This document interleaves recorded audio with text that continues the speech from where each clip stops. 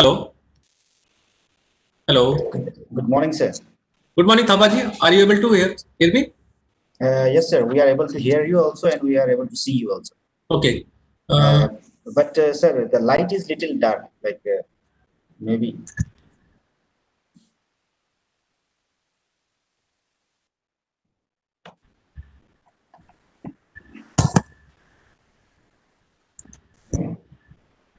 Is it better now, Thabaji?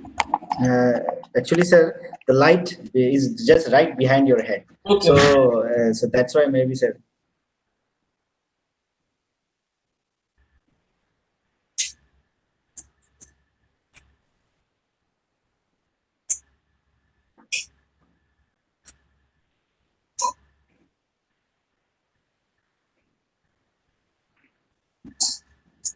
Yes, sir. This is much better, sir. Is it better? Right? Yes, sir. Okay. I will share the presentation. Yes, sir. We have. Yes, sir. We have given you the authority, sir, to present. Okay.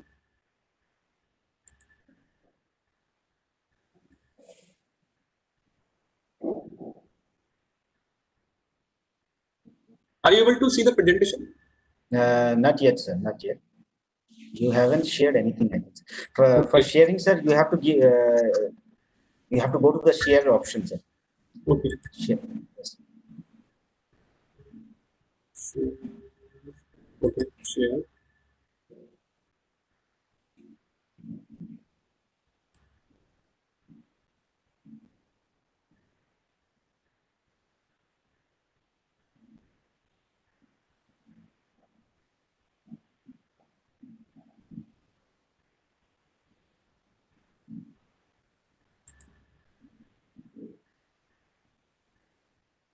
Are you able to share see the presentation? No, sir. It is showing that you are sharing something, but still we are not able to see the screen, sir. So Do I need to clearly select the presentation? Yes, sir. You better will be, sir, if you select the presentation while selecting that share content. So just end this and the share option, sir, for time being. Stop sharing. Yes, sir. And sir, try again, sir, for share content.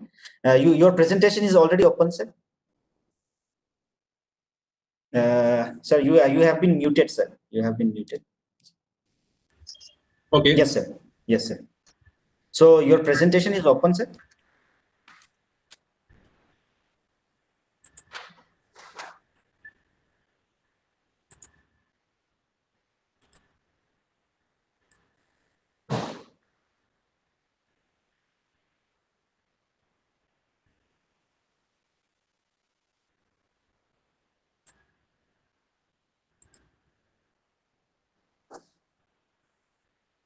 It is showing you are sharing Microsoft PowerPoint. Yes, just for a second, sir, it was visible. Then again, it became black. I don't know what is the issue.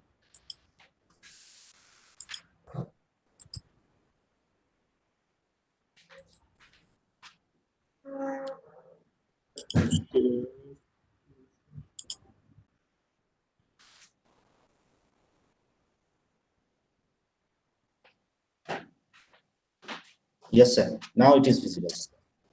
Okay, Thabaji, no? Yes, sir. Yes, sir. It is better. Okay. Sir, it is visible. So you are able Sir, to see the presentation as well as my face, right?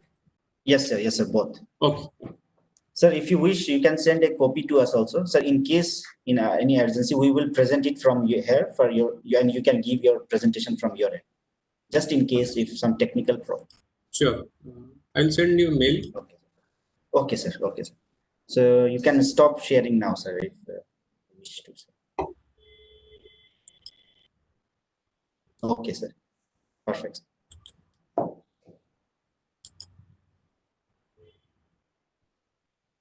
Okay, sir.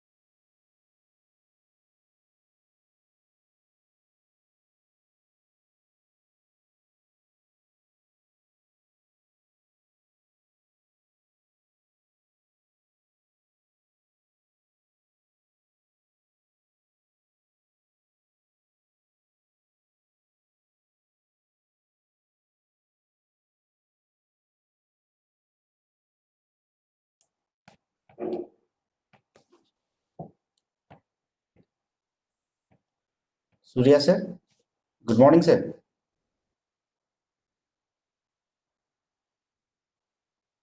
Raju, am I audible? Yes sir. Yeah. Sir, shall we start sir? Yes, it's 11. I think you should start. Okay sir. Yeah, please go ahead. Okay sir.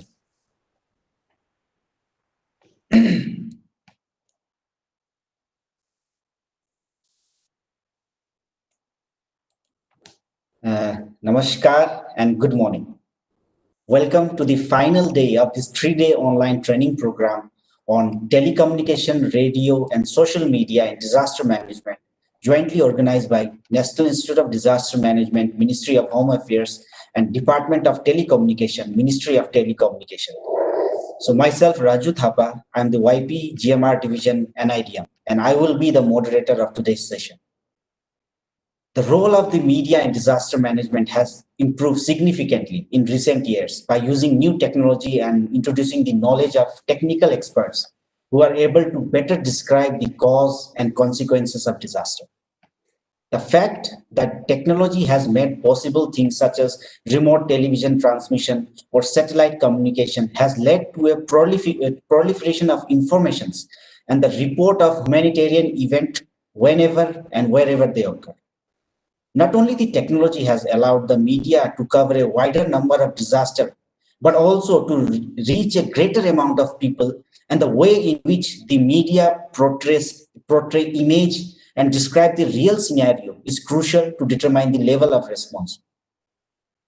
Communication is an important disaster prevention and management. Many channels are used before and during a disaster, such as visible or audible signals, leaflets, announcement by speakers, cars, and public event. Important channels are the mass media, newspaper, television, radio, and increasingly important, the internet. Mass media has certain characteristics that make them advantageous for disaster communication, as they provide easy access to large public, and some of them constitute a robust communication system which remains working even in case of partial breakdown of the infrastructure. Recent natural and man-made disaster as a main cause for certain to the global community. In times of crisis and emergency, radio can be a lifeline. For people in shattered society or those who are caught up in catastrophe or in desperate seeking news, radio bring life-saving information. So today's date, that is 6th November, also holds its importance as on this very date in year 1900, I.L. Anderson, the American professor and orator who is considered as the pioneer in the field of radio broadcasting, was born. In today's technical session, we will be graced by the presence of distinguished speaker, namely Sripal Meena, ADG, Disaster Management, Department of Telecommunication, Ministry of Telecommunication, Dr. Sandeep Borwa, Scientist F, Vigyan Prasad, and Professor Surya Prakash, Head, GMR Division, NIDM, who will be sharing their vast knowledge and experience with us. Some important announcement, like attendance will be counted only on Cisco WebEx platform. And there is no separate attendance sheet. Your attendance is automatically recorded in Cisco WebEx event. Feedback link will be distributed towards the end of today's session. And one more important announcement, that it's my duty also to give the awareness about coronavirus prevention. Wear your mask properly, wash your hand with soap and water regularly, avoid touching eyes, nose, and mouth, keep social distancing, and clean surface regularly. Please do remember that no carelessness until there is a cure. Jab tak dawai nahi, tab tak dhilai nahi. Let us all fight together against this global pandemic. So to start our technical session, in order to monitor the quarantine people, the local government agencies are using various tech-based solutions like GPS-enabled monitoring app or wristbands or CCTV surveillance, even drone and monitoring through like drone cameras and AI-based like facial recognition system. Several mobile applications in India are being developed for checking not only the location of the quarantine people, but also for checking whether they are breaching the quarantine or not. in India, Department of Telecommunication has also taken some great initiative. And to talk in more details, we have with us Sri Shripal Meena, ADG Disaster Management, Department of Telecommunication, Ministry of Telecommunication. I am very humbled and to request Sri Shripal Meena ji to take on the stage and grace the occasion with his lecture. Over to you, sir. Thank you, Mr. Thapa. Yes, sir.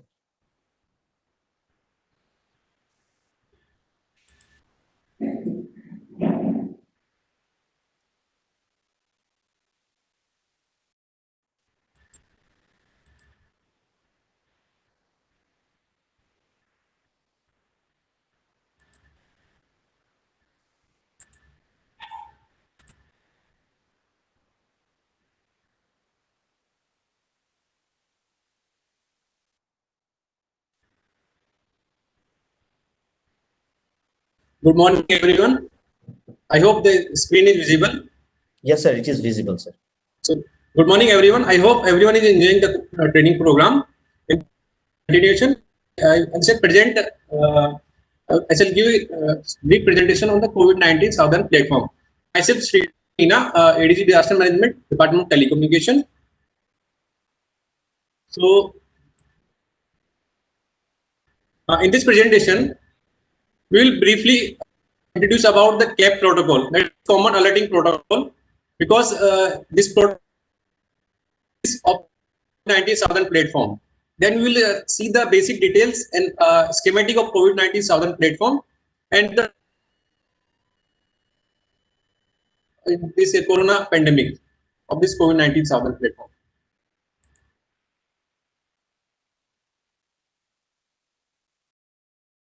So first of all, what is CAP? CAP is abbreviated as Common Alerting Protocol. It is a extensible markup language based protocol used for warning messages simultaneously over multiple mediums such as telecom networks in terms of SMS broadcasting, over TV, radio, and highway signage, and social media in terms of Twitter and Facebook. Common Alerting Protocol is designed for all hazard, all communication mediums. It increases the effectiveness and task of activating warning messages for responsible officials such as first responders and other decision-making authorities.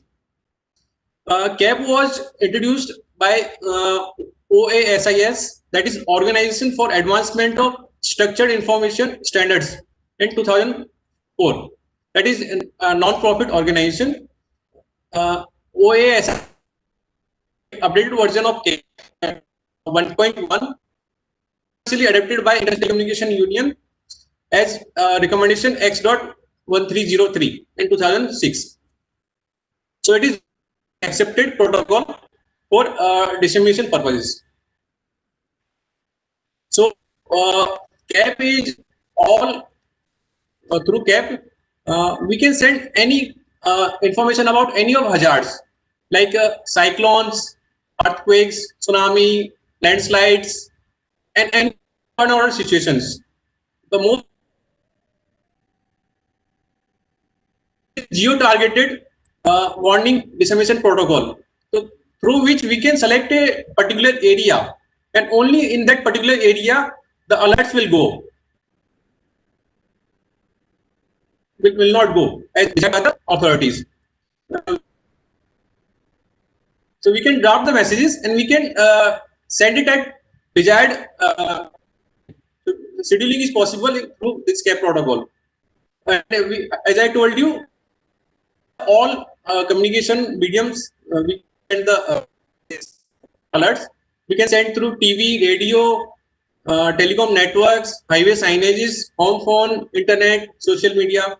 It supports image, audio, and video messages. It's not only the SMS, we can send the audio and video messages through this CAP. Mainly designed for public, but it can be sent to other decision-making authorities and first responders also.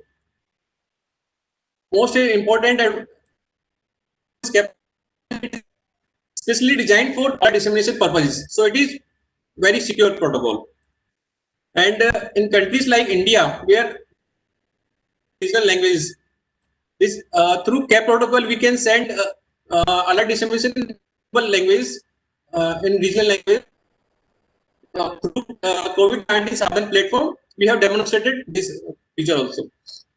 CAP is based on XML protocol that is very user friendly and very secure. As I told you, it is based on the ITU standards X. So this is a working model of CAP protocol.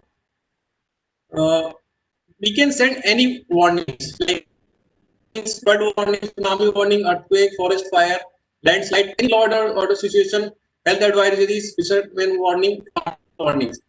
So alert dissemination agencies generates alerts in terms of warnings. These alerts reach to the emergency operation centers. They may be located at central level, NDMA, may be located at state level in terms of state disaster management authorities, and at district levels also. So at emergency operation center, decision is taken whether to disseminate these alerts or not. It need to be sent. So based on the decision taken at UOC, these alerts reach to the alerts are sent over different mediums like SMS and cell broadcast or telecom networks, radio, TV, internet, mobile app, Facebook, and Twitter. The alerts also reach to the first responders because they are the first persons who will be dealing with the disasters. The advantage of CAP is simple and standardized format. It is universally accepted for alert dissemination. It is compatible with legacy network and emerging transport methods also. And through CAP, flexible geographic targeting is possible in terms of latitude and longitudes. As I told you, it is multilingual and we can send in regional language also. Phased and effective times and accelerations are possible through CAP protocol. Message update and cancellation features are available. So at UOC, the authorities may update the message or they may cancel the dissemination. And we can send the digital image. Digital encryption and signature capabilities are available through CAP protocol. So CAP implementation. US, Canada, Italy, Australia, and Germany, they have officially adopted CAP protocol to build country-level integrated warning systems. Finland and of implementing CAP protocol. In India, Center of Development of is a technical arm of Department of Telecom. They have developed CAP-based early warning platform. It has been for 3 years now, and based on this CAP-based early warning platform, COVID-19 customized version of CAP-based early warning platform. Now we will see the COVID-19 Sadhan platform.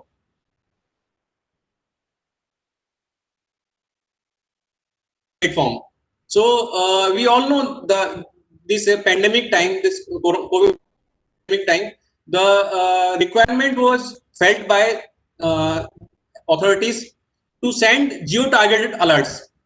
So multiple states about containment zones, essential supply distribution points, and e-pass related information, testing facilities available in that particular area, create awareness about this COVID pandemic, quarantine center information. So all the state governments, they wanted to set in manner. And for states, it is very easy to send information in terms of PIN code. Easily understand PIN codes. So they need to enter the PIN codes, and in that PIN code area, the information will go automatically.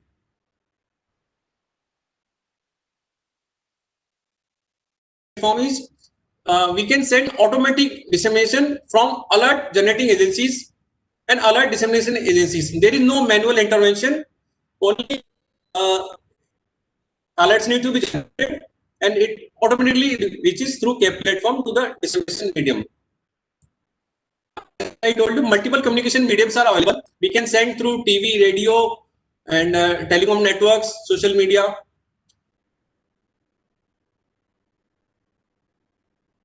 Just like newspaper may not be effective communication, but we can assume mobiles are always with us. So that is more better way of more effective communication approach. We can send location specific alerts in the vernacular language. Only selected areas will receive the SMS, others will not receive these alerts. And vernacular language is also possible. This is standard protocol and universally accepted for this alert dissemination. That was the advantage of the COVID-19 platform. So COVID-19 platform is an integrated platform which is customized version of CAP-based early warning platform. So only by customizing this CAP-based platform, it has been developed. DOT has provided the facilitation to coordinate with service providers and CDOT. It is designed and developed by CDOT, which is a technical arm. And through this COVID-19 Southern platform, central and state government authorities are able to send seamless communication and able to integrate under one umbrella. They can send any important information and advices related to a targeted area through pin codes or customized. This is the schematic diagram of COVID-19 platform. So let's say central and such as civil supplies, health, state disaster management authority, logistics, NDMA, central agencies. They wanted to send specific area-wise alerts based on pin codes and latitude, longitudes. So they generate alerts. They will select the pin code or the area polygon. Then this message will moderation. So that is DOT has 22 field units in almost all states, and these messages will reach from these authorities go to DOT field. DOT field units verify these messages before airing to the dissemination mediums. Then this CAP protocol, CAP message early warning platform, and this CAP early warning platform disseminate to the telecom networks over all the TSPs. So all the customers located in that particular pin codes or in that lat long will receive the alert information generated by these agencies automatically through this CAP through this platform.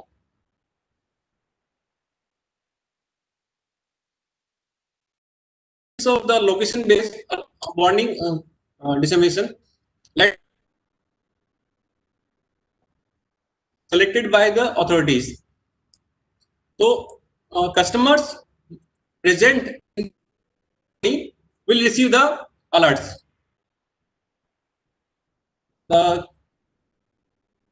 This area will not receive the SMS or alert. This is automatic approach, and it caters in numbers also. Suppose a subscriber roamed into this in this area, then he will automatically receive the alerts without he need not install any app, and no subscription is required. This is possible. We can schedule the messages to when to disseminate. So using COVID-19 Southern platform, more than 300 crores SMS have been disseminated in 26 states and UTs. So this is the volume of SMS being held by this platform.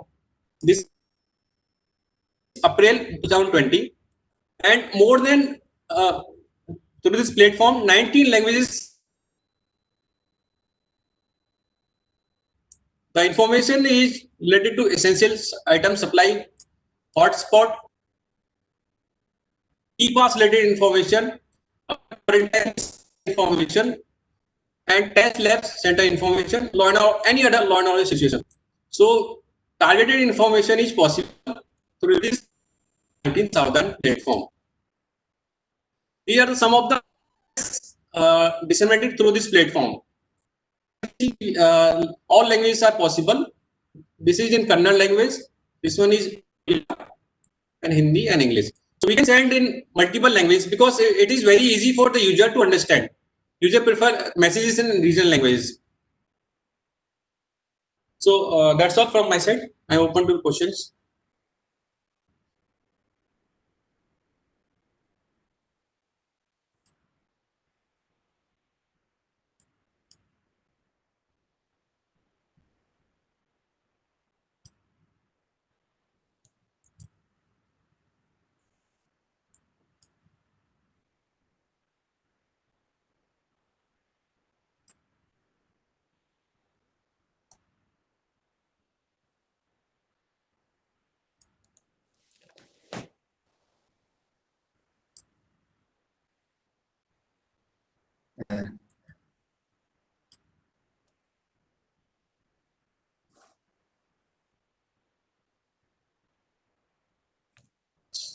Sir, should we close your presentation screen?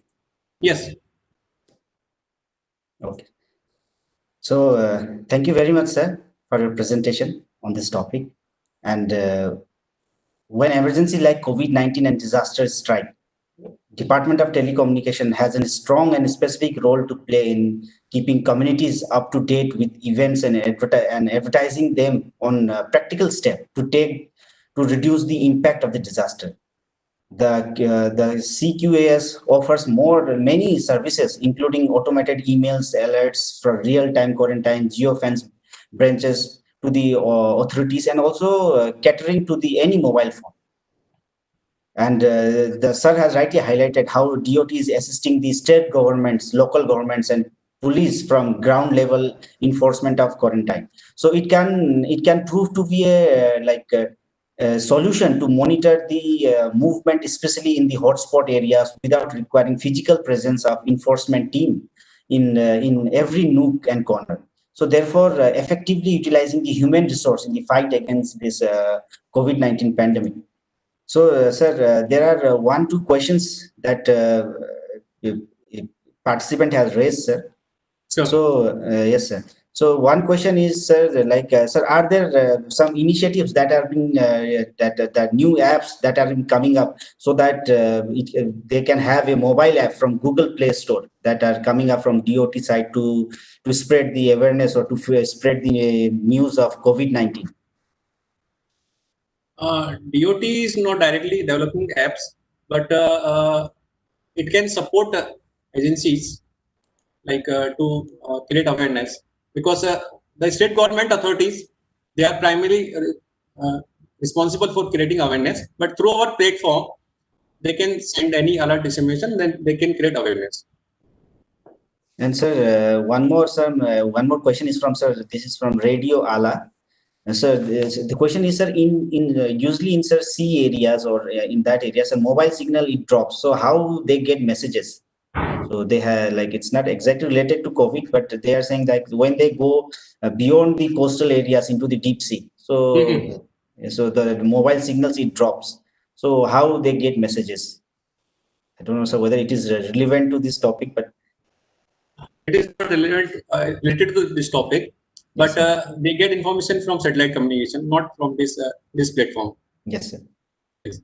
And sir, and last question, sir, that I would like to raise is, sir, are there any new initiatives or new things that are coming up from DOT that we should have a watch on? It's from Baski. So new initiatives related to this COVID-19 pandemic. Yes, sir. Related to COVID-19 pandemic and or maybe, sir, in early warning or any technological innovation that is coming up, sir. You can highlight that also, sir. Okay. So I would like to brief the participants. DOT is in advanced stage of planning Pan India this CAP alerting protocol through which multiple agencies will be disseminated, multiple agencies will be connected, like TV, radio, railway station, highway signages, and all alert generating agencies like IMD, CWC, GSI, INCOIS, SASE, they all will be integrated in one platform. So that is in process, that platform is in process for alert dissemination. DOT has taken initiatives like COVID quarantine alert system, CQAS, during this pandemic time to stop this geo breach of quarantine breach. Like all the customers who are kept in the quarantine, their location will be traced, and if they break this break this geo fence, the authorities automatically get the alerts. So that is one thing. And bulk migrant tracking system, that I guess that was covered yesterday. That has been taken initiative by DOT, and this COVID-19 major initiatives taken by DOT. Yes. Thank you very much, sir, for your wonderful presentation and highlighting our participants about the initiatives taken by the Department of Telecommunication. Thank you very much, sir. Thank you, Mr. Papa. Thank you all. Yes, sir. So now moving ahead with our second presentation, we have Dr. Sandeep Borwa, scientist of Vigyan Prasad. He's involved in the promotion of amateur radio or ham radio for the last 33 years. He received his radio communication license in 1989, where he was a student of Assam Agriculture University. He came out with a guidebook on amateur radio in 1992, which was widely used during those early days as amateur radio in India by the Innovoice.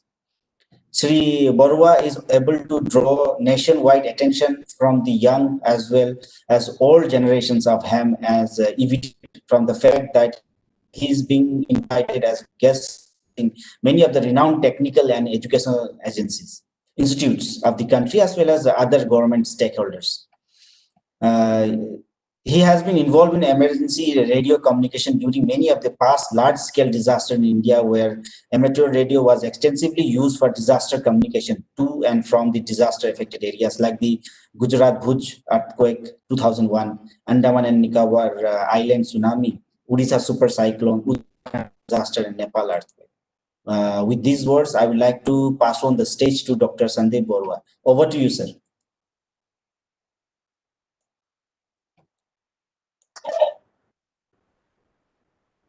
Yeah, am I visible and audible? Yes, sir, you are visible and audible, sir. Okay. Good morning to all the participants. So, yeah, you already introduced me, and I am in amateur radio field for last 30 years.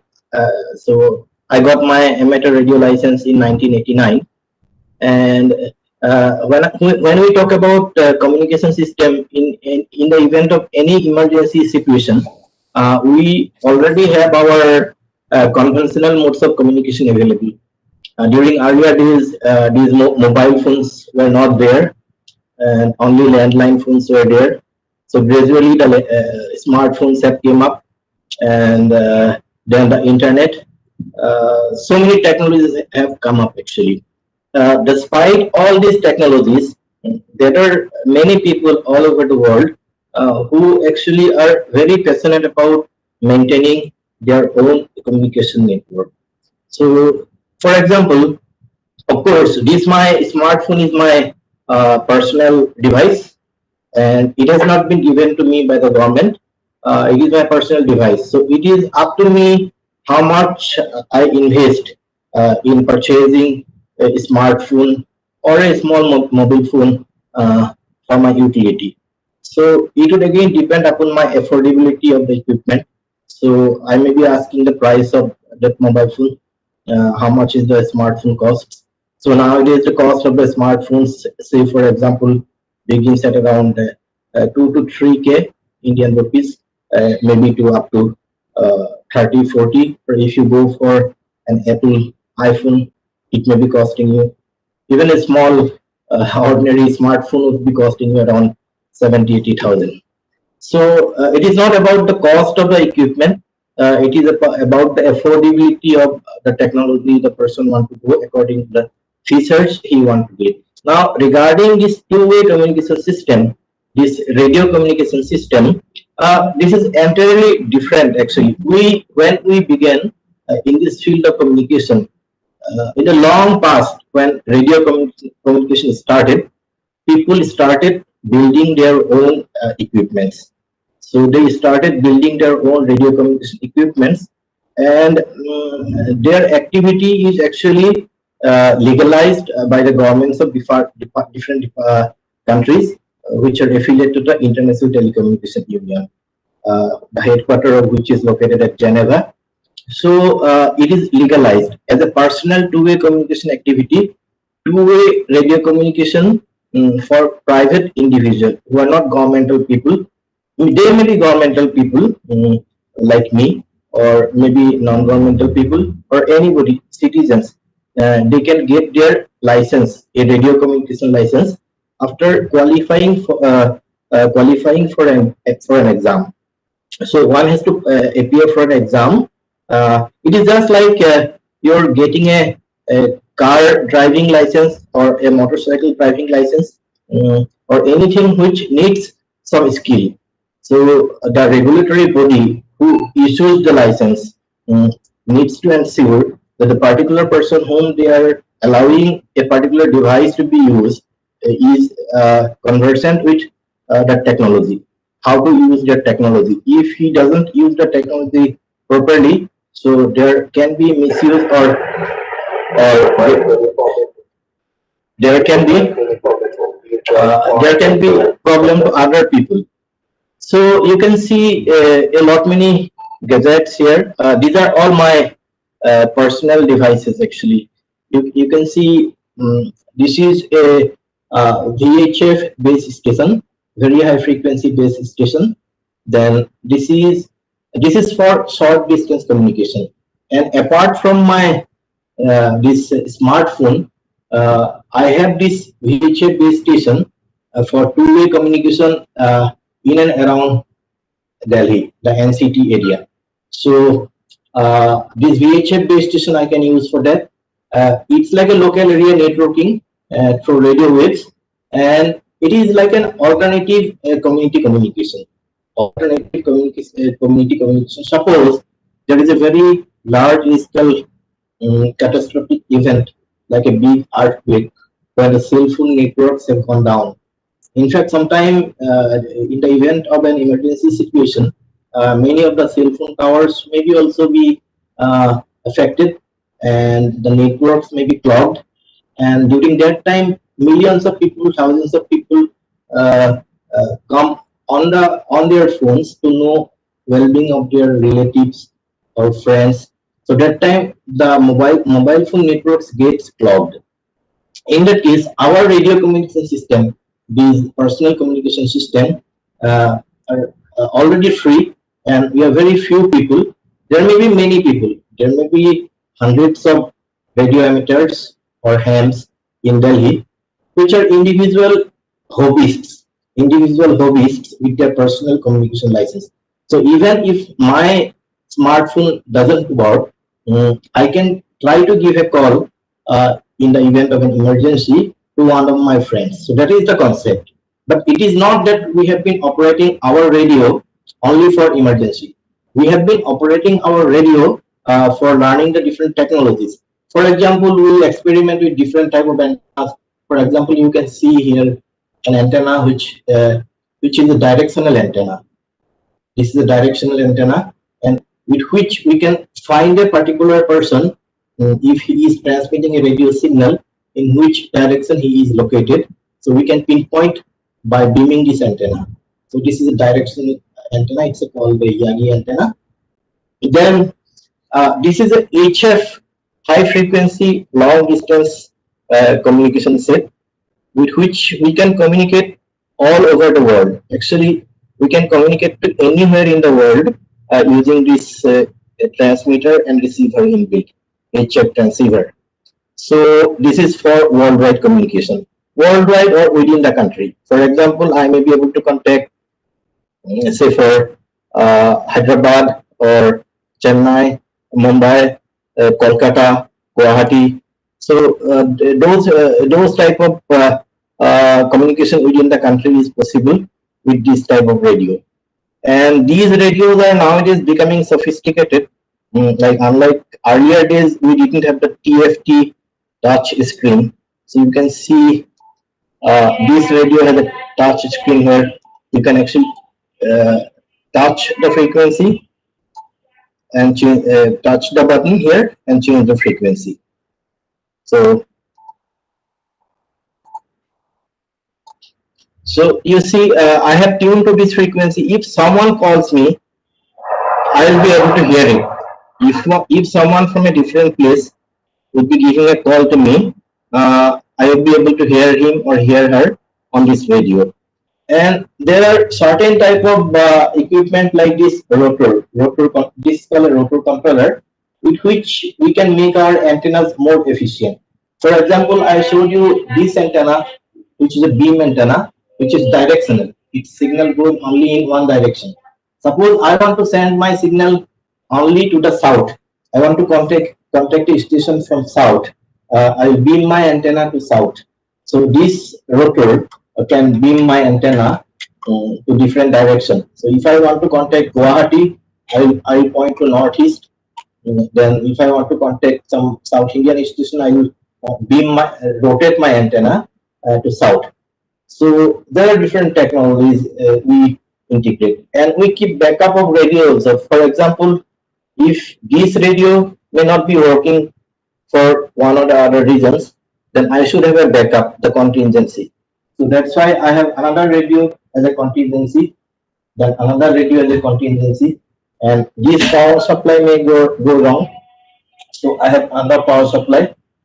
So these are the contingencies in an emergency preparedness situation.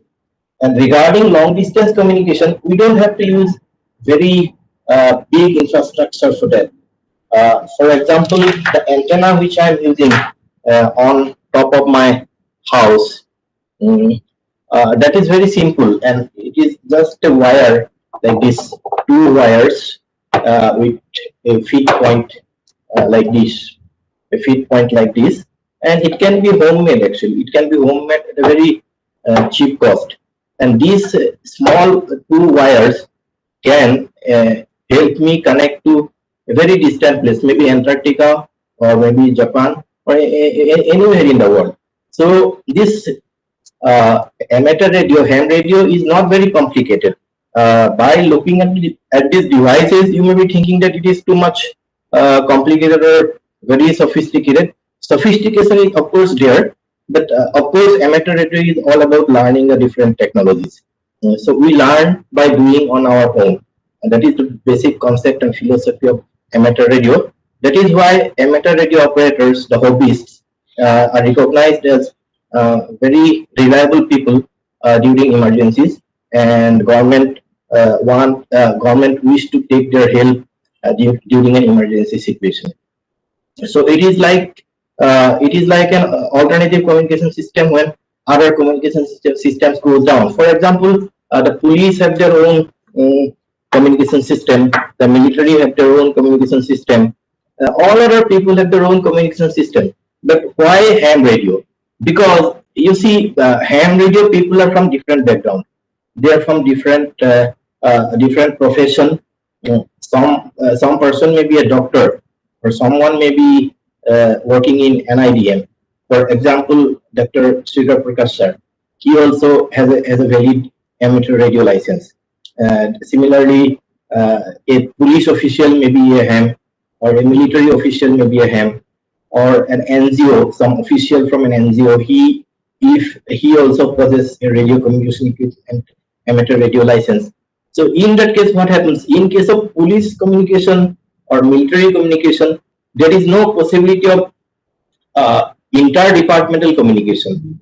For example, if immediately in Delhi there is an emergency situation, there is no provision that a police official can contact an army official on a specific radio frequency.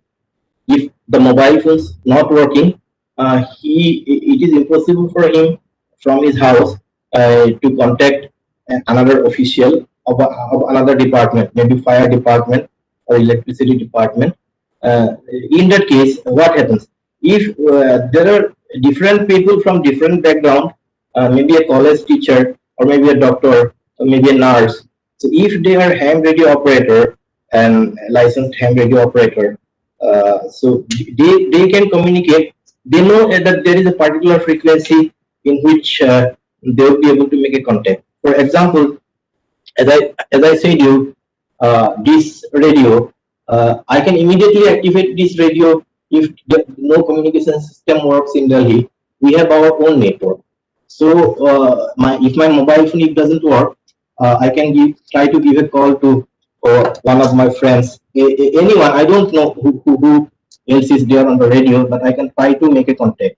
For example, I can try to give a call to someone on the radio.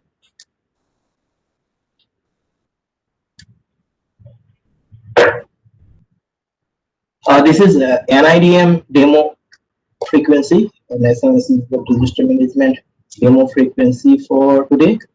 I'm Victor Uniform 2 Mike Uniform Echo. Victor Uniform 2 Mike Uniform Echo for a demo. Any station frequency, please? VU2 NE, this is VU2 DCT operating club station VU2 November Bravo Hotel. Very good morning, sir. Hi, how are you?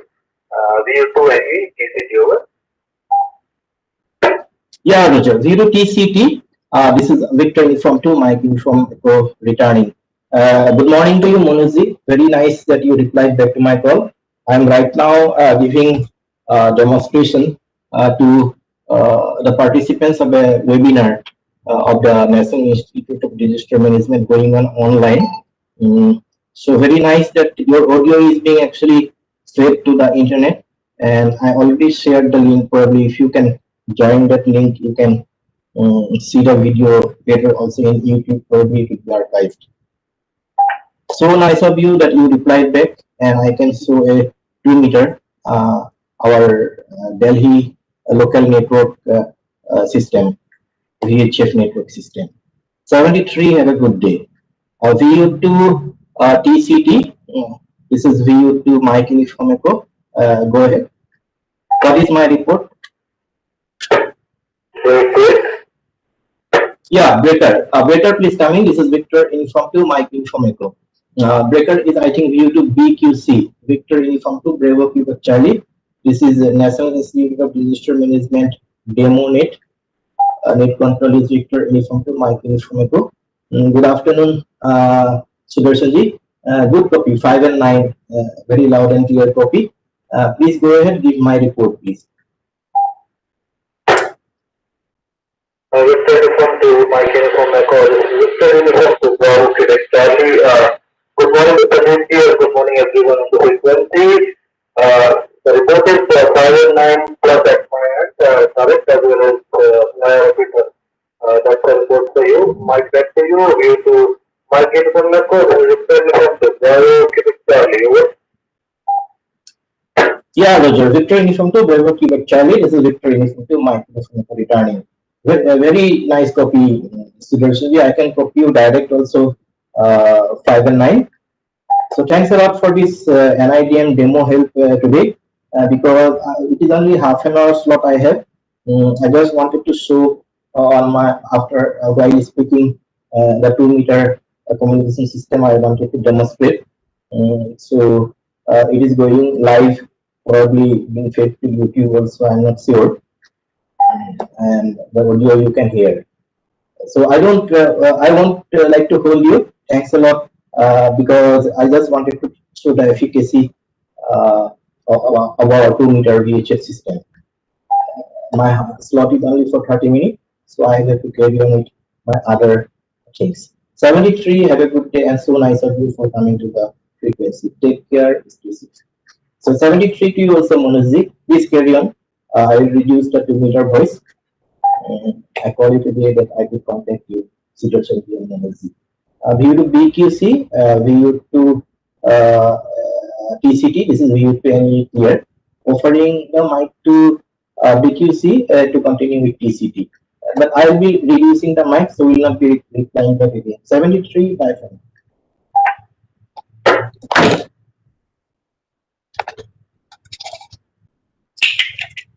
We will take it Charlie. So you can see, even if my mobile phone doesn't work, I can establish communication far away. So one station is at Bikaspuri, then one station is at ITO. So we have network all over the Delhi. So there is no problem in our case when of communication. And communication is the immediate thing that is required during an emergency situation, because without communication, nothing is possible. Without communication, nothing is possible for emergency management. Then I told someone that to check long distance communication. For example, if I want to contact Hyderabad, I am not sure whether I'll be able to make a contact with Hyderabad right at the moment, but I can try to give a call. So we particularly use these type of radios for calling long distance stations. Hello, test.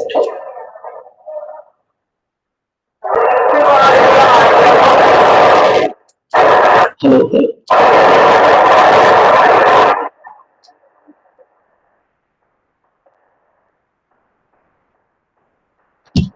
Victor Uniform 2 Romeo Bravo India. Victor Uniform 2 Romeo Bravo India.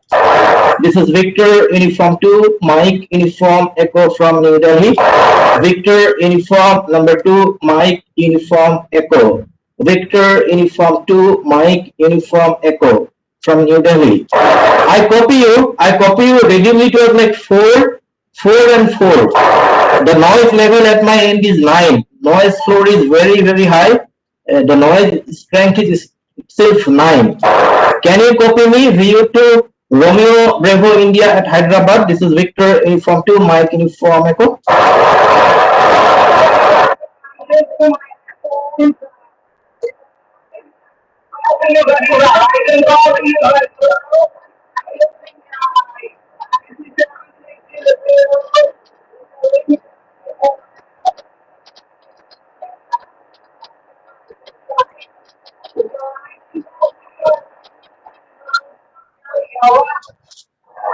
Please come again.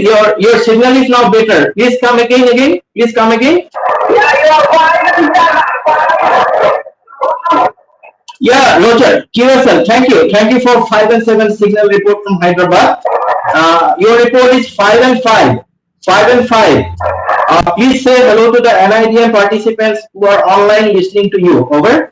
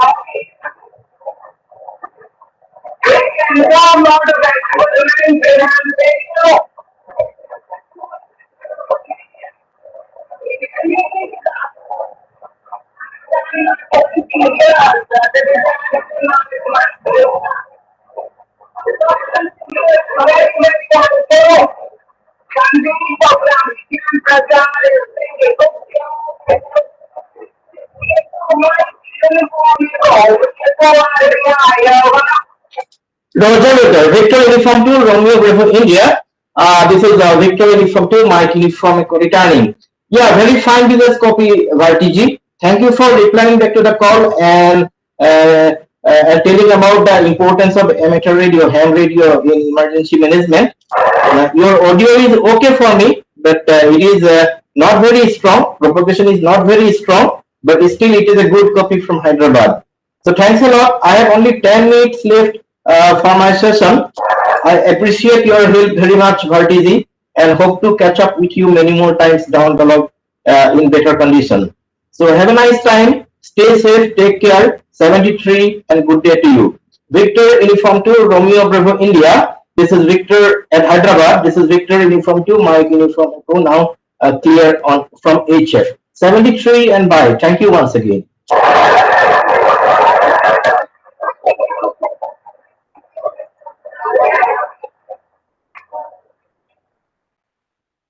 So you can see, even if long distance communication breaks down, I am capable of communicating from Delhi to Hyderabad, or maybe other places of India also if they come on the radio. Within a short time span, we cannot expect many stations to be there. So I made a successful contact with Hyderabad right now. The audio may be not actually be clear to you because of the reason that these audios coming on the radio, we are habituated to listening this type of signals, audios, when there is very heavy noise condition. And this noise condition is because of the ionospheric propagation condition. These signals are not going through any satellite. These signals are going to an invisible layer about 50 to 90 kilometer. It is a charged layer, charged by the sun's radiation, and that ionospheric layer, we have no control over the amount of the charge of that ionospheric layer. And there are many other factors like sun-spot cycle. Sun-spot cycle, those who know, the 11-year cycle when the sun-spots increase and the sunspots go down. So there are two types of cycles, solar maximum and solar minimum. So we have to depend on the sunspots to charge the ionosphere enough to reflect high frequency signals. If sunspots are not too much, they cannot charge the ionosphere, and they cannot reflect back the HF radio signals to different places. So that time our communication system goes down. So it is not that ham radio can do miracle in the event of an emergency situation, but still, because of our widespread, we are widespread all across the globe. So if someone is receiving me, if the other person is not receiving me, he or she can relay that information to the other station. So that relaying system that is there. So you can see that is why one of the oldest organization, authoritative body in amateur radio, that is American Radio Relay League. It was founded in 1914, and they named their organization as American Radio Relay League. So because during those days they had to depend on relay very much. They have to depend on the relay system. So one station would send signal to some other place, the other that station would relay it to some other place like that. So that way we can relay messages in a network. So this is our long distance system I demonstrated, and I'm not sure where I'm still audible or not. Raju Thapaji, am I still audible? Yes, and my sir. video? Okay, Yes, sir, you thank are you. audible and visible. Okay, because I have not yet given any PowerPoint presentation, only 7 minutes left for my session. No, sir, you can go on with your presentation, sir. No issues, sir. You can take extra. Okay. So because practically I have demonstrated the two-way system, and Raju Thapaji, hello. Yes, sir. Actually, I want to show you another very important technology, which is digital communication technology. When in a smartphone, the text messaging and all these things. Yes, sir. Yes, sir. Please. You talked about GSI, use of the GSI for location plotting and tracking of people.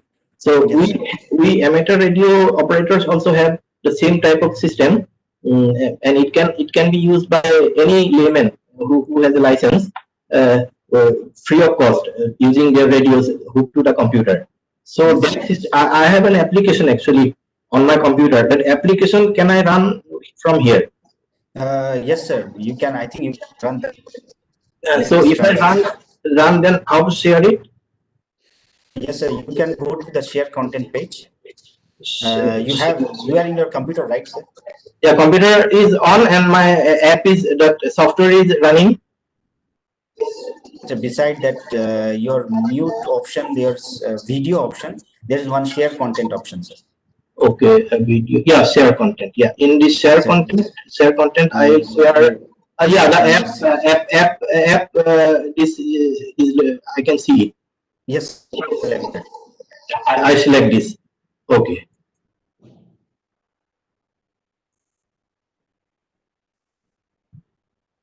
So is it visible? Yes, sir, it is visible, sir. So this is an application called Automatic Packet Reporting System, APRS. It is not only position recording, it is text messaging, and we can transfer file also between a doc file or a PDF file, any file through this system. It's called packet radio, amateur radio, packet radio. So what happens, you can see this is a map of Delhi, and this map is a scan map. It is not a map which I have taken from the Google. It is a map which I have scanned from a book, and by scanning 2 pages, I made a JPEG file, and this JPEG file is calibrated, and if I mouse over somewhere in this particular screen, I will get to know the longitude, latitude. For example, this is my house icon. It is showing the longitude, latitude of my house. Then I can write some comment. Now about this technology is 20-year-old actually, and this software, this particular software, this is developed by a hand from UK, United Kingdom. You can see his name is Roger Barker, G4IDE. He has developed it in the year 2000, but he died in 2004.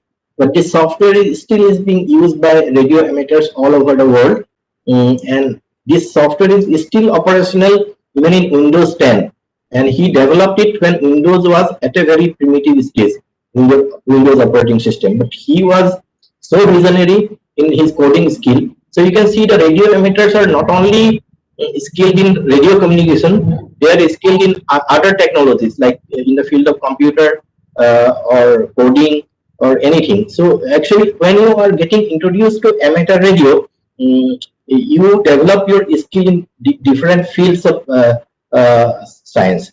So it is very important for the development of a society in different ways. That's why Japan is progressing, and Japan is has the highest number of radio amateurs in the world. Then followed by your USA, then Germany. So you can see the development index. If you want to compare, you can judge from the number of hams that a particular country has. Japan has the highest number of hams, followed by USA. The countries whom we call as developed countries, we will find that it is not like that now they have increased. Their numbers were more even in the past. When there were no hams in India, there were thousands of hams in USA, long back in 1914. So it defines actually the mindset of a particular culture, how people want to become self-reliant in anything. Not only radio communication, anything, not depending on the government. Yes, governmental dependence is of course there, but we cannot depend for everything on the government. We should always try to be self-reliant in all other fields of life. So that is what another thing that ham radio teaches to the people. And that way, some people who may be in the electronics profession, who may be in the astronomy or any field of science, GSI, Geographic Information System, so they may develop some software for ham radio technology also to be integrated with the ham radio. Now you see this particular map and this radio, you can see this radio. This radio technology actually before coming of the Ola and Uber, we are very we know the application of the Ola and Uber, but the Ola and Uber came very recently. But this technology existed 20 years ago. So many people think that ham radio people are obsolete people. ये तो पुराना जमाना का technology है. People talk like that. आजकल तो smartphone आ गया. But we can transmit even images. So people actually have never ventured into it. When a person never ventured what it is exactly, he will not know what it is. And without knowing, one cannot say that this is obsolete. Obsolete or obsolete nahi hai, ye bata nahi sakte, matlab without going into it. So I am going to show you, suppose in this particular map, I have programmed this radio to transmit my position. But you see, to transmit my position, I have to be outside my house because my radio has a GPS and it has to take the signal from the GPS system run by the US Department of Defense, US DOD, the navigational satellites. if signals from 3 satellites are received by this radio, because only US DoD signal can also only be received by the public.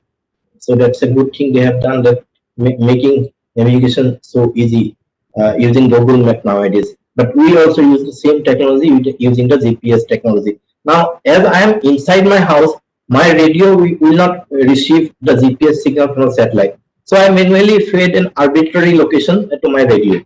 So if I press a button here, you can see the map here is Delhi, but I have fed a location of Hyderabad location. So if I press my button here to tell someone that I am at Hyderabad, I can press it, and there may be some terrestrial digital repeaters through which the signal will go to one station, then that station will automatically relay. Those are all microcontroller devices which can connected to small radios, which can relay one information can be reaching to the other part of India through those relay system. But unfortunately, we don't have a dedicated network for that. But this is I am locally doing it, sending this signal to another radio, this radio, and this radio connected to my this USB port, and this is the software you can see. I now press a button here. You can see that if I press the button, I just keep the volume little up. You can hear a sound. It's a packet sound. Our ears cannot decode it, but the computer can decode it. You can see the map got changed here. Rajaji, can you see the map changed? Yes, sir. Yes, sir. Okay, so you can see I fed my location as one call sign. You can see. So you saw when I was communicating with the people, I was using a particular identification letter. For example, my call sign is VU2MUE. VU2MUE. So all Indian stations are VU2. So for example, if you go to this map, this is the International Amateur Radio World Map. So from the prefix, you can see VU. This is India. Then you can see the other countries. For example, 4S. 4S is Sri Lanka. Then VU7. VU7 is Lakshadweep. Then 9M. 9M is Malaysia. HS is Thailand. So all countries have their own prefixes. So from this prefix, after listening to a station, the prefix of the station, we come to know from which part of the world that particular station is operating. So you see this call sign VU2MUE-8. This is the secondary station identification. My home station is VU2MUE, and this is the secondary station. My mobile station. For example, I am displaying a motorcycle icon, and here you can see it is showing the distance. It is showing the distance 1234.7 kilometer. A comment is written off duty, that is I am not on duty. Speed is 0 kilometer because I am not moving, I am static here. Then height is 0. Then course means from in which direction I am moving.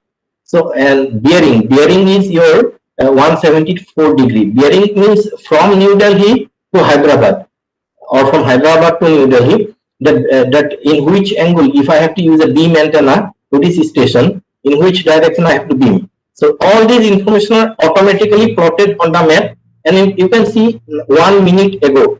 If someone want to know when I reported last time, it may be 10 minutes ago, it may be 30 minutes ago. So it is all automatic, and I can send a message to this particular person also, send message. So I will just click here.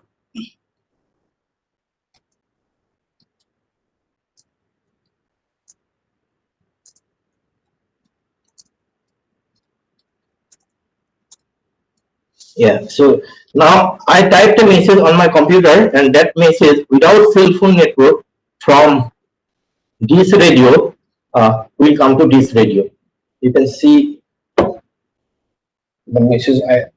I just click the enter button here, then you can see this message here.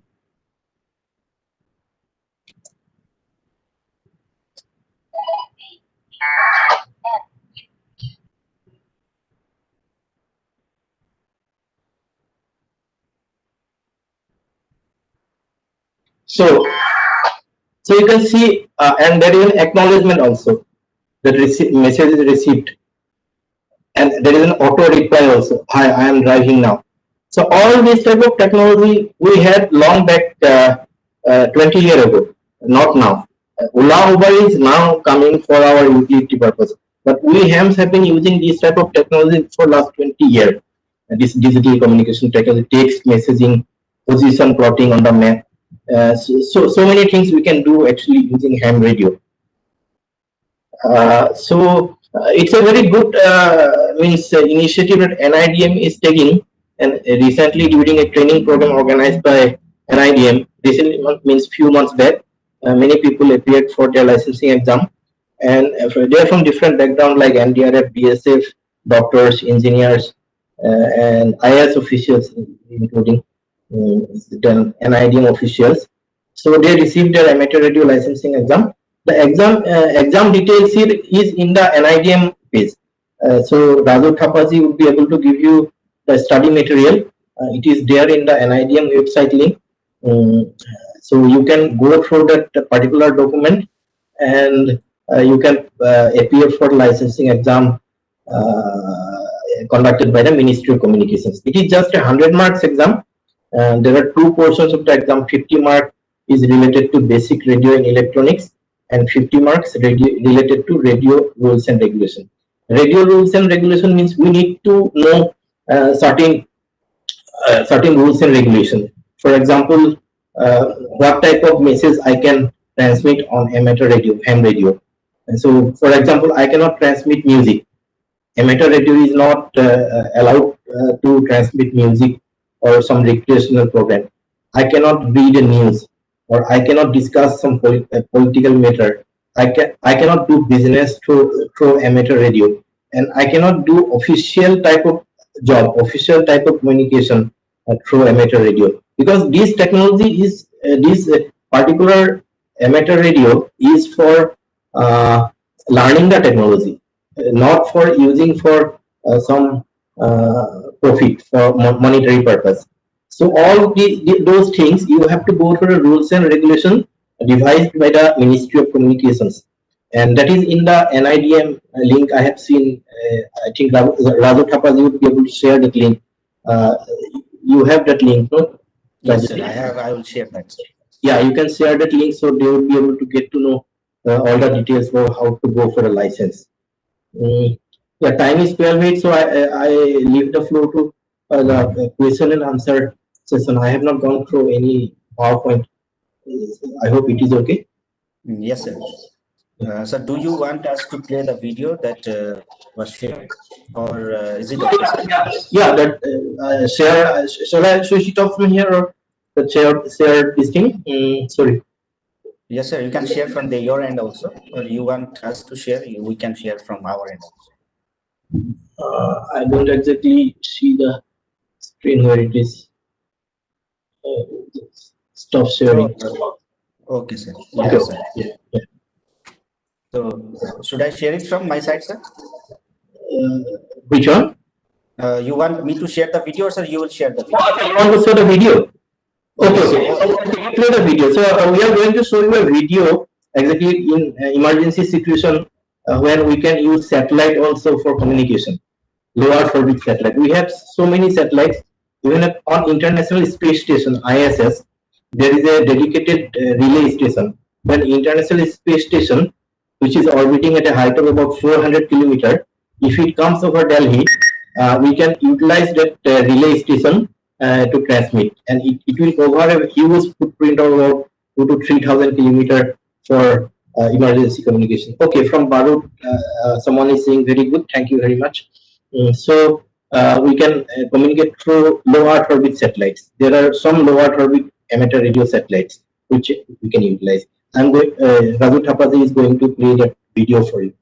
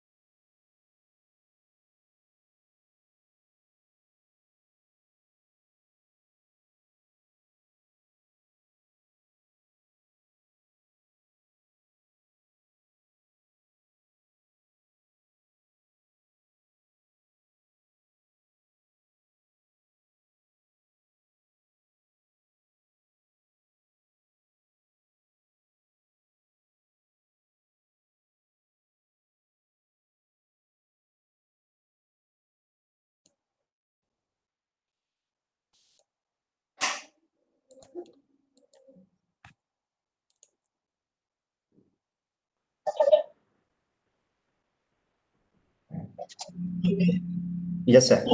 Yeah. So shall we go to this? So you want to say something, or sir? Shall we move to the question answer session, sir? Yeah, question answer session you can do. Okay, okay. So first of all, very much thank you, sir, for this wonderful presentation. Thank And so you. you have rightly highlighted that the ham radio has always been the forefront whenever like a disaster strikes, be it the flood, cyclone, earthquake, or whatever kind of natural or man-made situations. With the capacity of modern equipment to operate from low batteries, and also the reliance on the main power is not there. And so ham are ideally equipped to work out in the field where basic amenities do not exist. Indian hams have always relied around in every possible emergencies, and their effort has always been lauded. And sir, there are a few questions, sir, that I would like to take. So first one is, sir, from Nikhil. Okay. His question is, sir, I have applied for the license about 3 months ago, but still not receive any license. So where can I get update regarding this? Or is there any way to track the license status? Okay, he can contact Wireless Planning Commission, WPC, yes, Wireless Planning and Coordination Wing, Assistant Wireless Advisor. So if he sends me a personal message, I'll give the email ID of the Assistant Wireless Advisor. He can contact him, and he will get to know the status of his license. Okay, sir. And the next question is, sir, from Omkar Puri, Advisor Disaster Management. Question is, how does ham radio or community radio help remote, rural, or semi-urban areas of Indian district for fast communication where telecommunication is poor or has limited access? Although, No, okay, can you repeat the question again?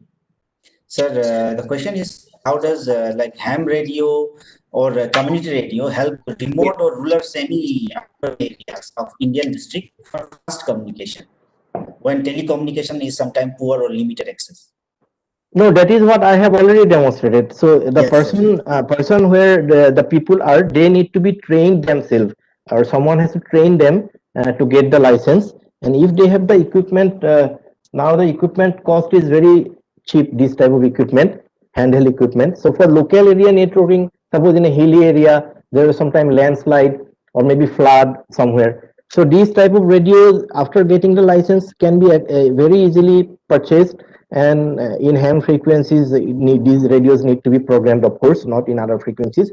And one can immediately contact each other during emergency situations. So you don't. It is not like that government will do it for you. It is your own effort that is needed. And for that, of course, government can guide you. The local register management agencies properly need to guide the people locally to get the license and get the radios. So that way, when the other telecommunication network goes down, so they would definitely be able to make a reliable contact using this type of radio. And one more question is, same from Onkar Puri only. She said that she have 2 radio sets of short frequency. So can she operate both of them without license, or for that also they need permission to do that, sir? No, I don't know what radio equipment she has, and there is only one frequency is free in India without license. That is your 446 PMR.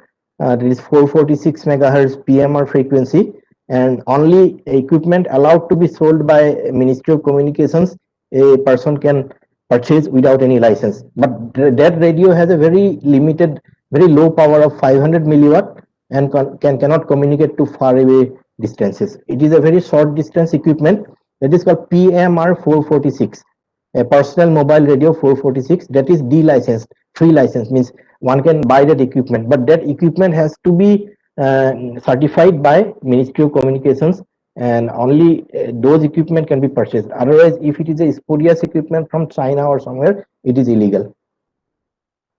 Yeah, I'm not sure about what type of equipment she is using. Okay, sir. And one more question is from Sir Sardar Ramiz. Yes, sir. He has been actively taking part in conversation. So again, he has raised this question, sir.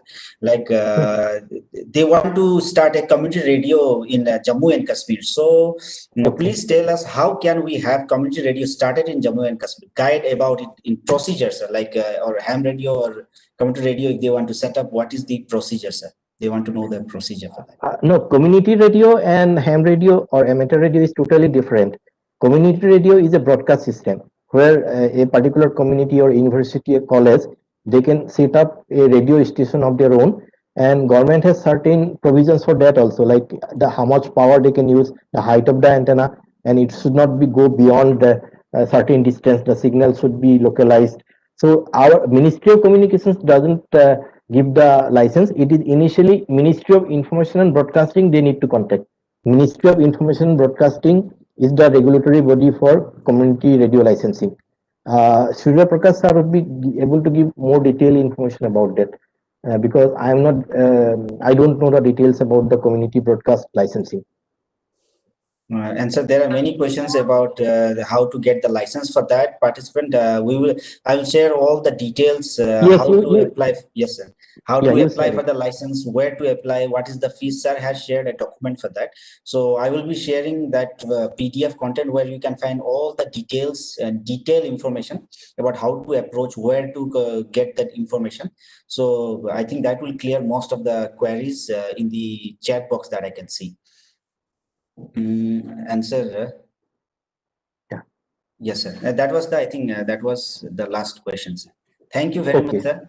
Thank you very much, sir, for joining us. Thank you. Thank you. Making time from your busy schedule, sir. Thank you very much. Thank you. Thank you so much, Tabaji. Thank you. So, but yeah. Yes, sir. Yeah. I'll disconnect or? Yes, sir. You can, sir. You can disconnect, sir. Okay, I'll be there. I mute my video. Thank you, sir. Thank you. So with that, we have come to the end of the technical session.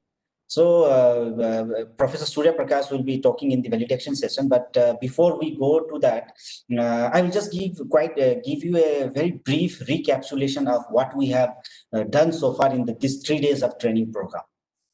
So on the first day of the training program in the inaugural session, Professor Surya Prakash, head GMR division NIDM, who is the chair of this program also, he set the context of this training program where he highlighted, rightly underlined the need to focus on promotion of efficient, safe and resilient communication environment for emergencies and disaster situation.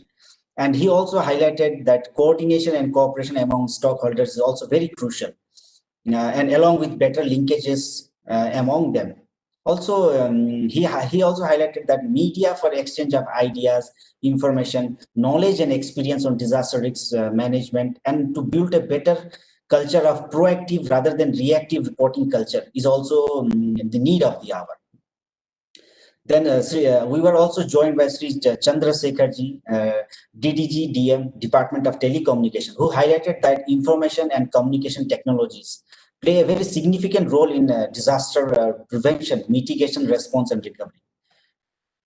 And in the technical session, Sri S.S. Jain, sir, Director DM from DOT, gave a detailed presentation of the standard operating procedure for telecommunication services for responding to disaster, where he highlighted the mission to minimize the impact of disaster on life, property, environment, and economy through prompt provisioning and restoration of telecommunication services. He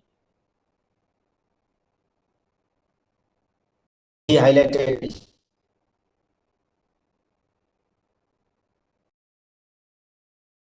services have a vital role in undertaking rescue and rehabilitation measures. And the role of the Department of Telecommunication is to act as a lead or primary agency for emergency support function related to the provision of telecommunication services by the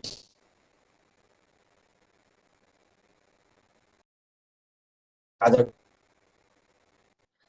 In the same day, Dr. Haji, young professional, Coastal Disaster Risk Reduction and Resilience Center in GMR Division NIDM, she talked about the Sendai framework for disaster risk reduction, climate change adaptation, and the new urban agenda, and the Prime Minister 10-point agenda. she highlighted that we need to, there is a need for all these international agreement to not see in isolation, but as a one. And the need for the effective early warning system and its dissemination, and also various systematic operating procedure in disaster management was presented by myself during my lecture. And coming to the second day,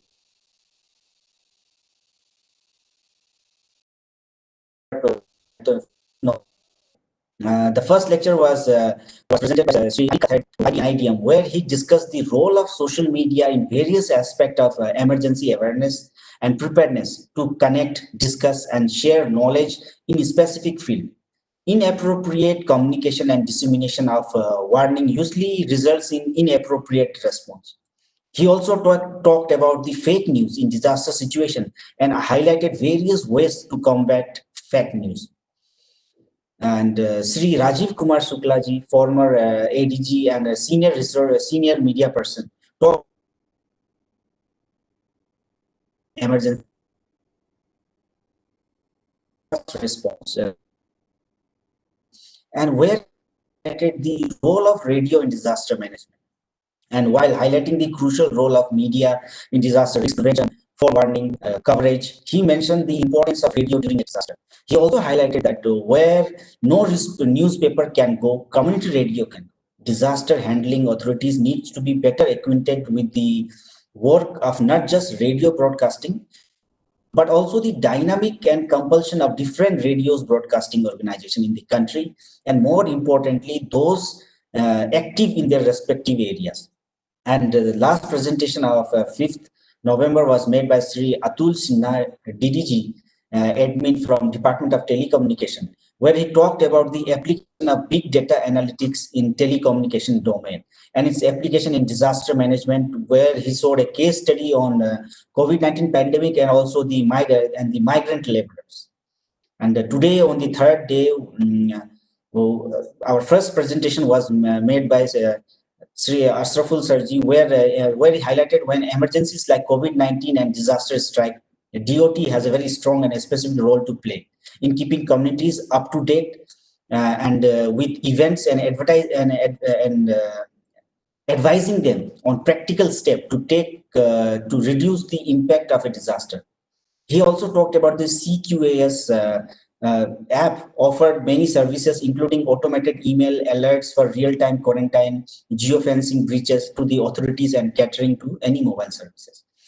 So during this, and just now our previous speaker, Mr. Dr. Sandeep sir, also highlighted gave a very practical demonstration about the ham radio, and with real-time contacting with the different ham radios, the ham operators. So during this 3-day training program, there has been some key takeaways points, like initiative must be taken to create a network of amateur radio in India to strengthen the community-based disaster preparedness by reaching to the people and saving life from natural disaster. And also it was highlighted that broadcasting techniques and system for use in emergency communication need to be continuously, it should be improvised. And there was also suggestion from participant also that we took, like the NIDM need to focus in sharing of knowledge and information in local languages also to reach to the community residing in remote areas where limited understanding of English language is there. So we need to collaborate and also coordinate between broadcasting organizations in emergency situation. That needs to be strengthened. That was very nicely highlighted by our Rajiv Kumar Suklaji sir yesterday. So local innovation needs to be harnessed and integrated with new technologies whenever possible, while strengthening early warning and community system was also underlined by Professor Surya Prakash in the inaugural session.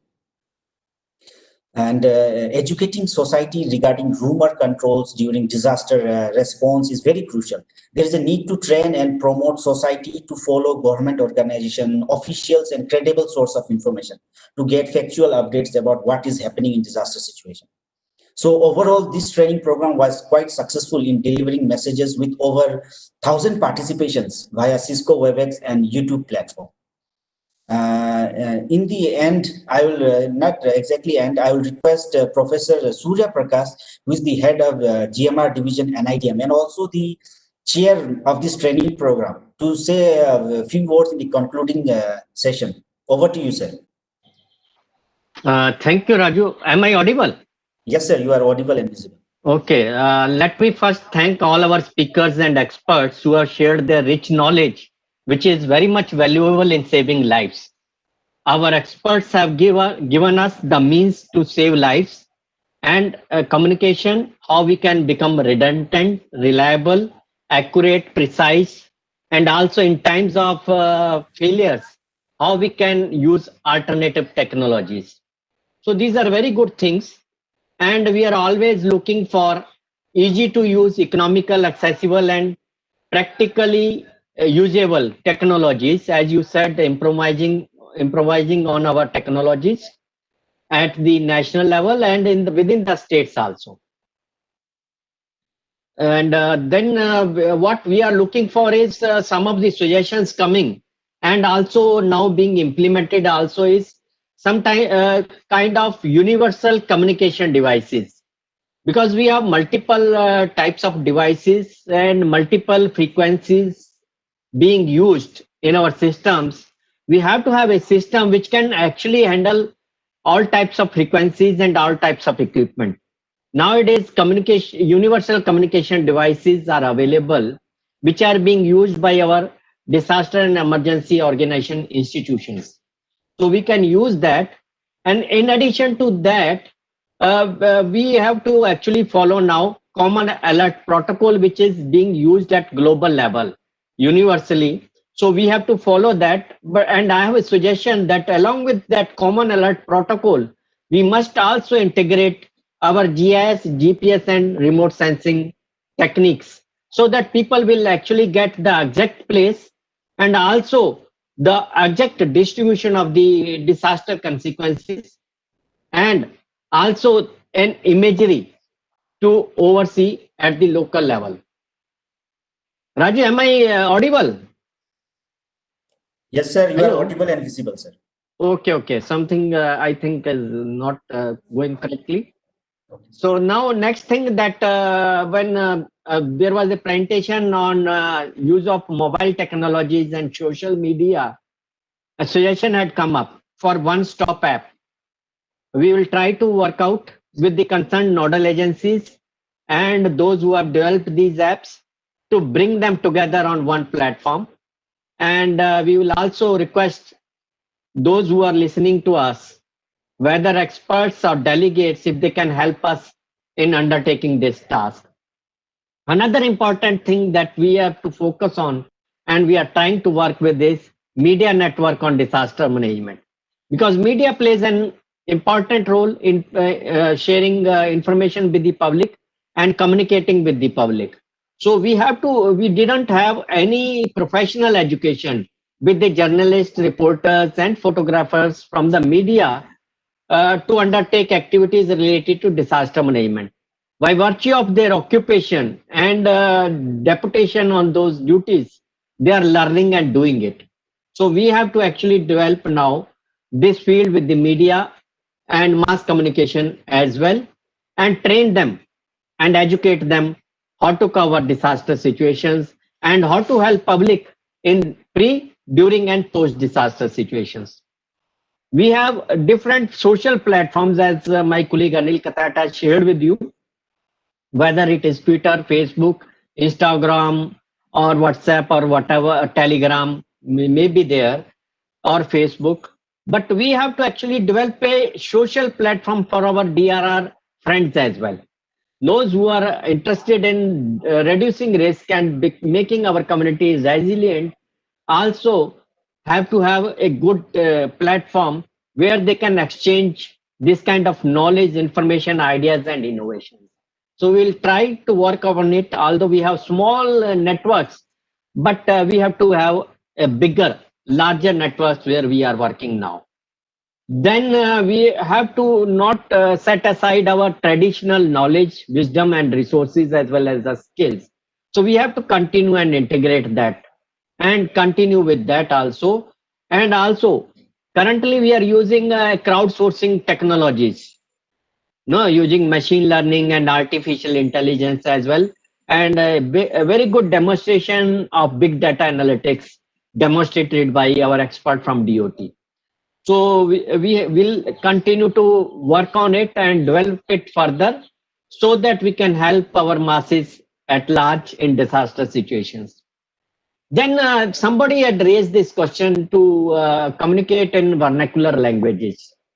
Now new applications have developed. You can see in one of our webinars, we have demonstrated this, that if you have a Google and you don't are not able to identify even the language test, just put on Google Translator, it will identify not only the language, but also translate it into the language that you can understand. So those options are available. Now softwares and apps are also coming up, which can help you select your language and then get the message in voice mode also into the language that you can understand. So those kind of applications have already been developed and have now to become more popular and in public platforms. Then the other parameter which has actually brought to our notice is failure of power supply for communication systems to function. So we are working with that also, that how we can assure power supplies to our communication devices so that they remain functional. Maybe we will use non-conventional power technologies like the solar system, the wind systems, which may remain functional despite the failure of our power distribution systems. Then one more thing I would like to share with you. Now somebody talked in the question and answer platform about the fishermen getting the information. I remember in Oki cyclone, there were many casualties of the fishermen who could not receive the information. Our ISRO has worked on it, and we have got now a system called NAVIC, which has been shared with the fishermen, which they can carry in along with their boats, and they will get all the information. It is more accurate than the normal GPS also, and has been actually working on the basis of 7 satellites. 3 of them are geostationary and 4 of them are geosynchronous in nature. I think one more satellite has also been added to this orbit now. So this system has also been built up. Now there was another question which was posed to Mr. Sandeep about the ham operations and the ham radio in Jammu and Kashmir.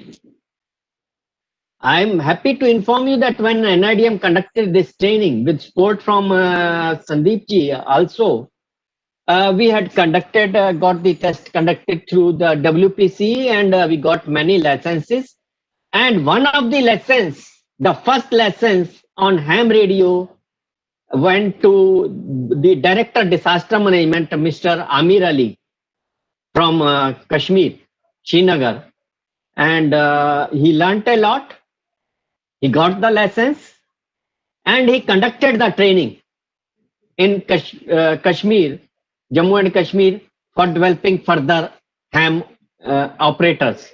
So that's how these kind of trainings are actually leading to more trainers and more trainees in the states who are attending NIDM's training programs. Community radios, we are also again promoting, and Information and Broadcast Ministry is looking into this. Both ham and community radios are very less in our country compared to other countries. We have to actually work a lot on this direction, and it is not possible without contributions from our stakeholders, particularly those who are listening to such programs and attending such programs. They should take actually initiatives and build on it. So every step takes time. So we have to move ahead. And as Vivekanand said, arise awake and stop not till the goal is achieved. Our goal is disaster risk reduction and resilience. So all of us has to actually join hands and work towards disaster risk reduction and resilience.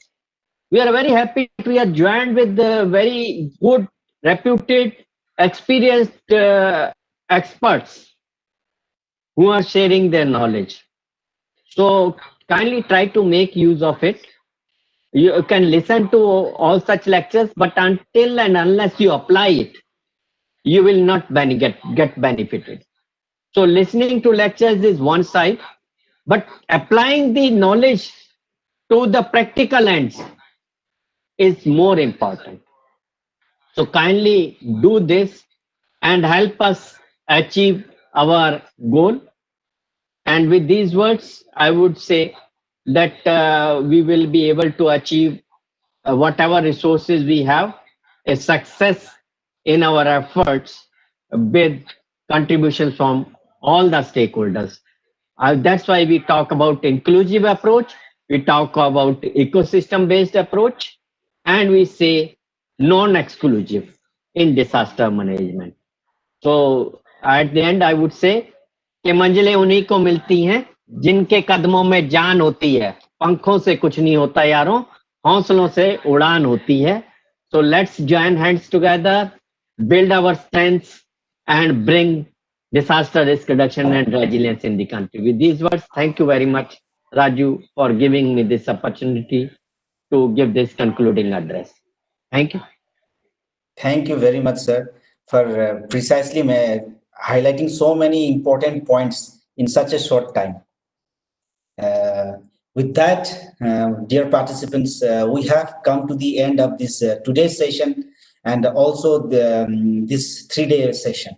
So in the end of this wonderful 3 days training session, on behalf of NIDM and Department of Telecommunication, I would like to propose a vote of thanks to the honorable distinguished speakers, Srifal Meena, ADG, Director, Disaster Management from DOT, Dr. Sandeep Barua, Scientist of Vigyan Prasar, Sri Atul Sinha, DDG, Admin from Department of Telecommunication, Sri Rajiv Kumar Suklaji, a Senior Media Person who is still there from the starting of this today's session to the end, and also Sri SS Jain sir, Director DM DOT, for joining us in this 3-day training program and highlighting our participants and enlightening them with their vast knowledge and experience.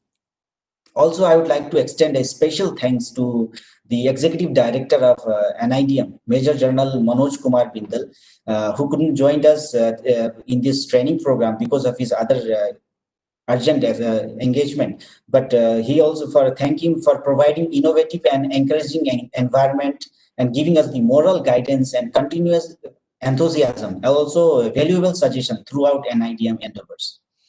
I would also like to thank Sri Chandra Sekharji, DDG DM from DOT, for his support in organizing this training program. And I must also express my thankful to Sri Sripal Minaji, ADG, and Sri SS Jain, Director from DOT, for their support and coordination in organizing this training program. First, and I also heartily congratulate all the participants for their active participation in this event. I hope everyone has some key takeaways from this training program, which they would like to share and talk in their families, relatives, and colleagues. As no program can become successful with a single person, so I extend my very big thanks to our GMRD team, Mr. Anil Kathed, facilitator, and also Dr. Harjeet Kaur, who is the host of today's program, and our IT team, Sovit, Balaji, Gaurav, for making this training program a very successful event with their contribution. So with these words, we have come, I would like to end this training program, but I have some important announcement for the participants. The feedback link for the 3-day training program is shared in the chat box. You can go and fill up the chat box, check and fill up the form. And in case if you miss the feedback form, please do not worry. We will send the feedback link later on through your email or through WhatsApp. And also, you don't have to worry about your attendance. Kindly note that Cisco WebEx event, automatically it will record your attendance sheet. So you don't have to worry about your attendance sheet. So, minimum of 80% attendance is required for certification. I hope this training program was was some importance to you. With these words, I would like to end this training program. Stay safe, stay healthy. Jai Hind. Thank you, everybody, for joining us.